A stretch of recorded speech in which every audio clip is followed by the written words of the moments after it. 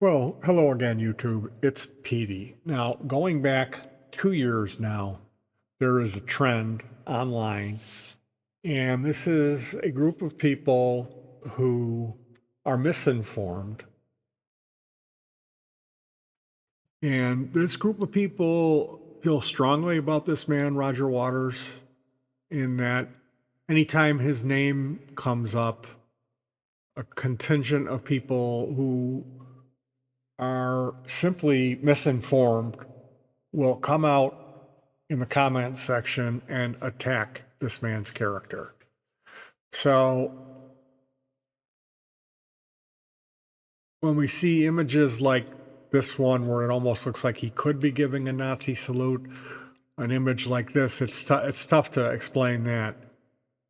And I will explain that today.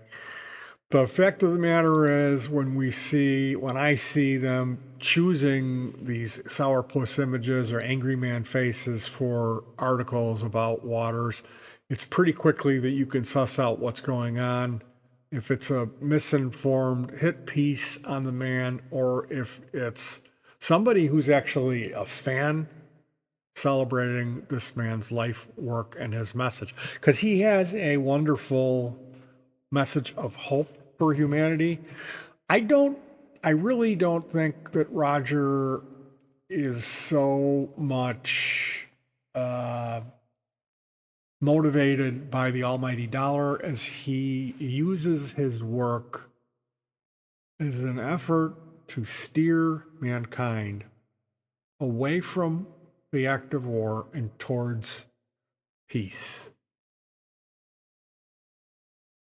Waters has chosen sides in the conflict in the Middle East, and this was his mistake. Unfortunately, going against forces such as Zionism or this elite group that's been misinterpreted that he's an all-out anti-Semitical racist. On the last tour, when he went through Germany, they hauled him into court because he does this thing in the tour where he dresses up in a Nazi uniform and fires a machine gun into the crowd. He gives this racist speech in this song called In the Flesh Part 2. There's also similar racially motivated threats made in a song called Run Like Hell, and then a song called Waiting for the Worms. Now, I looked into this. Actually, I was trying to find out more information about something that's called Eric Clapton's Racist Rant. This is something that happened in 1976 or so, where he performed at a live benefit. It was a political benefit, and he came out and basically said that he was using slang for African American people and saying that he didn't want them in Britain, that they should ship them back. And he used some really harsh and crude racist terms. And when Roger Waters wrote this album, The Wall, which was the piece that he was in Germany performing, he took this racist section of Eric Clapton's life story and inserted it. He shoehorned it into this work, The Wall, this character Pink, which it's an amalgam of several different people.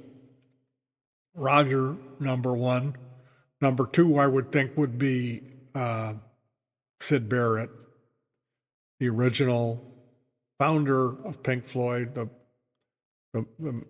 lead vocalist and guitar player who eventually became incapacitated and was phased out of the band.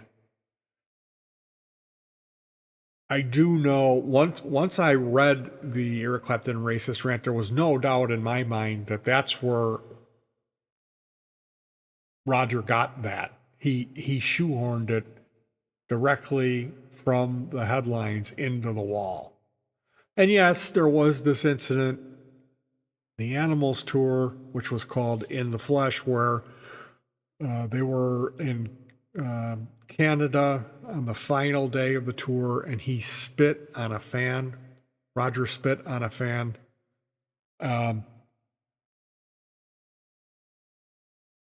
And that's kind of where according to Roger, that was the moment that triggered him coming up with the idea for the Wall album.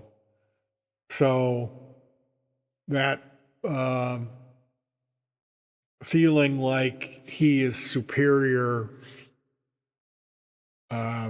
triggered him to take a long, cold look at himself and write that into the wall, where he's not saying it's good to put on a uniform of a racist.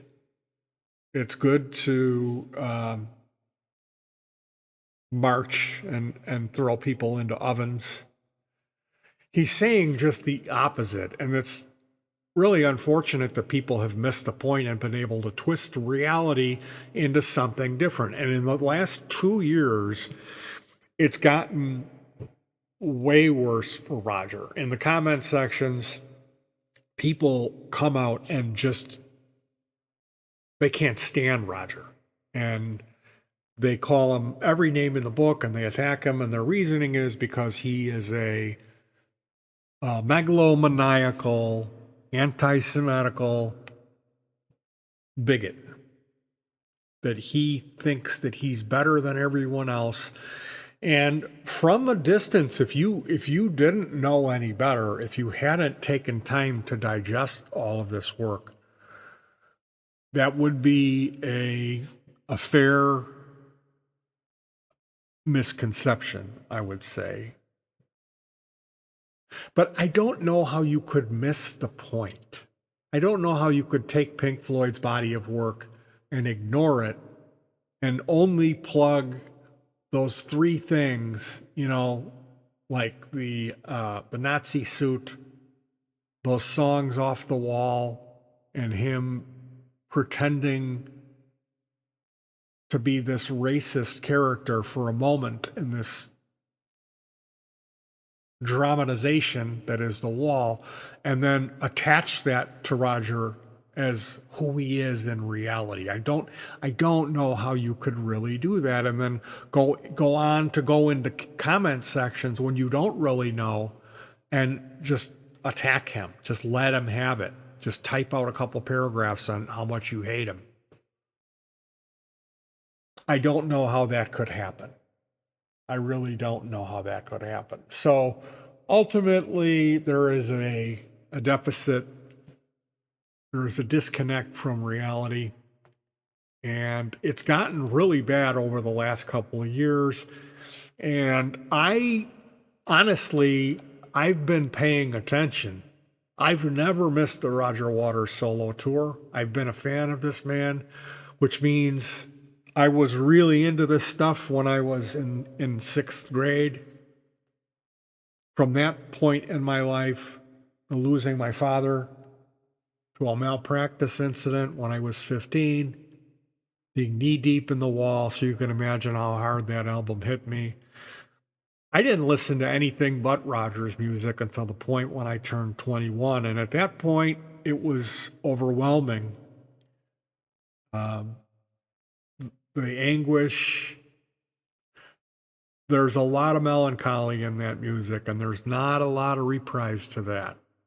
There isn't a real lot of hope. There'll always be a nugget or a glimmer of hope at the end of the record. But it became overwhelming, and I was unable to listen to Pink Floyd music for a long time. I changed what I was listening to. That's not to say that I demonized Roger or blamed him. But because I had been this rabid fan of this guy, and I had seen him every time he comes to town, I never missed a show, I'm paying attention to any and all things Roger Waters. And what I've noticed was 2 years ago, I'm guessing it was because looking at the date on this video, Polly Sampson is David Gilmour's wife. She came out on social media and said, Roger, enough of your BS. We all know that you're a hypocritical, lip syncing, tax avoiding megalomaniac, and we've had enough of your BS.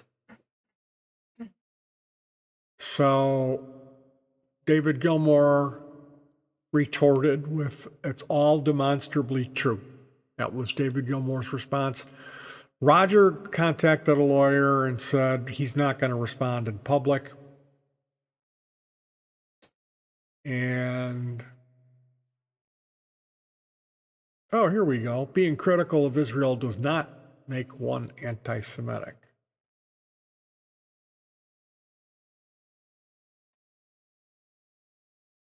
Blatherskite 3009 brings up an interesting point. I realized what an appalling hypocrite David Gilmour is. He threw a fit about releasing the Final Cut album because that was containing compromise of material that wasn't good enough to be released on the Wall album. And then Dave Gilmour went and released an album called The Endless River, which was compromised of material that wasn't good enough for the Division Bell album. And man, that's a much lower bar. So for those of you unfamiliar, the Final Cut is a Roger Waters written Pink Floyd album. At that point, the band was finished. It was really only Roger and Dave. Rick Wright was completely out of the picture. Nick did the drums on it, I believe, some of it. But it was pretty much a Roger Waters solo album. And it was, if you look at the Final Cut, a lot of people really love that album. And it's Pink Floyd's strongest anti-war album. As far as if you were going to pick one album and try to solve the problem of, hey, we really don't want to be murdering people in the streets, it would be the Final Cut would be the one that you would want to implement. Now, the Division Bell was the point when Roger left and Gilmour put the band back together. And the Division Bell was initially put together to be a David Gilmour solo work, and then they just changed it up and said, well, it's a Pink Floyd album. And even though the drumming on the album, it wasn't the Pink Floyd drummer. And they had a whole slew of studio and live musicians, and they really changed it up. Now, years later, we lost keyboard player Rick Wright, and they released this final album in Pink Floyd's discography, which is The Endless River. And that's a series of barn jams where they were getting together in Dave Gilmour's barn and jamming. So it's like blues-based tunes that kind of don't really go anywhere. There really isn't a real lot of lyrical content on it. And as far as a Pink Floyd concept album, it's the album out of all of the Pink Floyd albums that has the least lyrical content, and it's the least listenable. Like if you're a Pink Floyd fan, none of them talk about the The Endless River. It's looked at as kind of a stain. So ultimately, when I look at these two guys, I do see Dave as being more financially motivated in his choosing to release Endless River. Of course, Gilmour is going to come out and speak out against the Final Cut. He spoke out against everything Roger did. He called The Wall a laundry list of complaints. And that was Pink Floyd's finest moment, was The Wall. Like it or not, you can't deny that it was. Because it wasn't, because it was. And the people that were lucky enough to see that performed in Dortmund in Germany, they know what I'm talking about. But really, there was only one version of that masterwork that really shone up to all the work that Roger put into it, and that was some of the live shows. And they were a phenomenon that no one's ever topped. And without Roger pulling that concert off, you wouldn't see any of these concerts that we've seen now. He completely shaped, reformed how people do live shows, adding the video element to it and the scale. So I really don't see Roger as being a financially motivated person. I think Roger Waters' currency is people that, if he can teach people or reform the world, that he can steer humanity away from war and towards peace. That's Roger Waters' commodity. That's what he's working towards.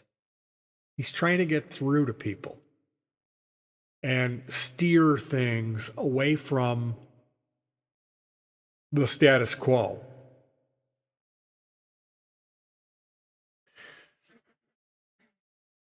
Applying this theory of mine to this situation, it makes it real easy to understand why Roger would choose to release the final cut, even though it doesn't really fit in with the caliber of the work that Pink Floyd was putting out at the time. It was still vastly important for him to release it because of the lyrical content. And that's what makes the final cut the masterpiece that it is what Waters is saying on it. What's being said on the Endless River? Not much. And what was Dave's motivation? Well, that was financial. So, Blatherskite, your comment hit home.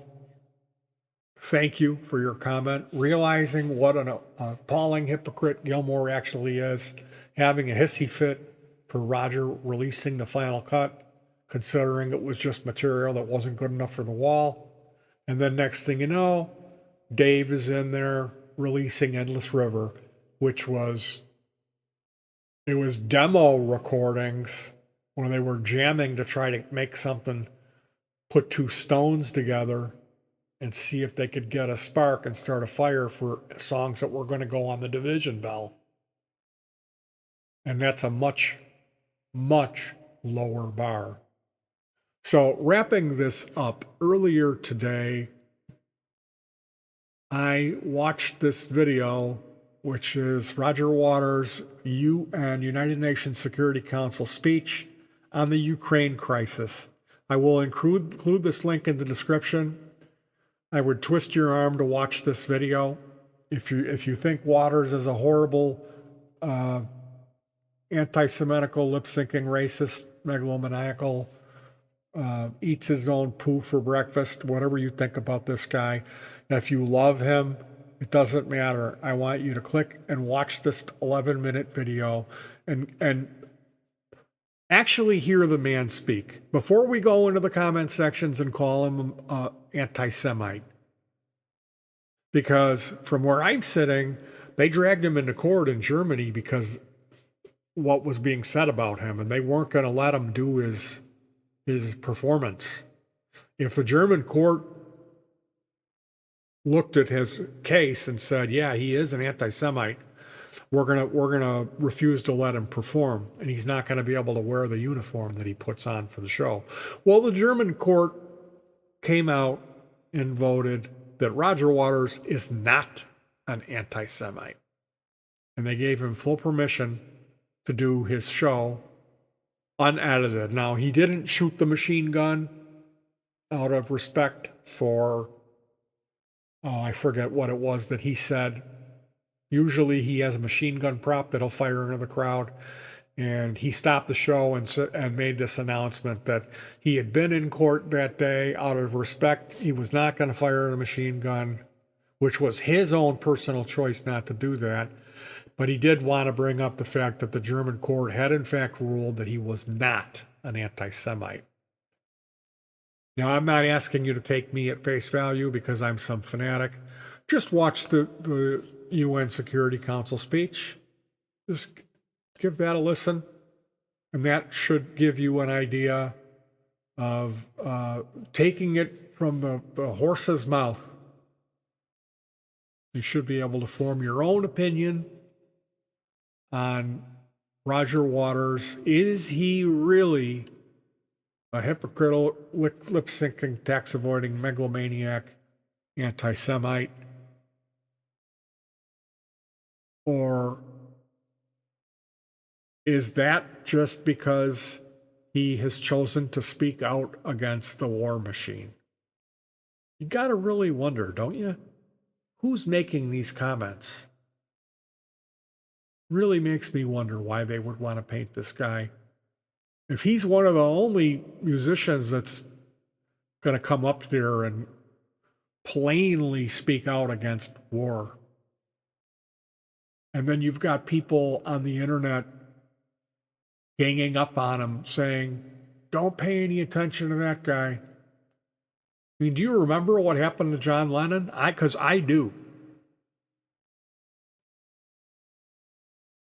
The guy who wrote and sang "All You Need Is Love," they fucking shot him. They shot him 3 times in the back and 3 times in the front.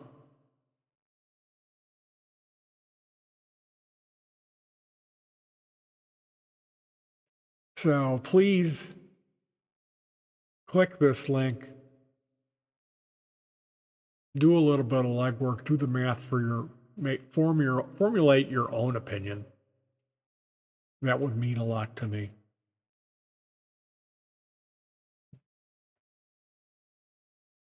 All right, you guys, hug your pets in peace.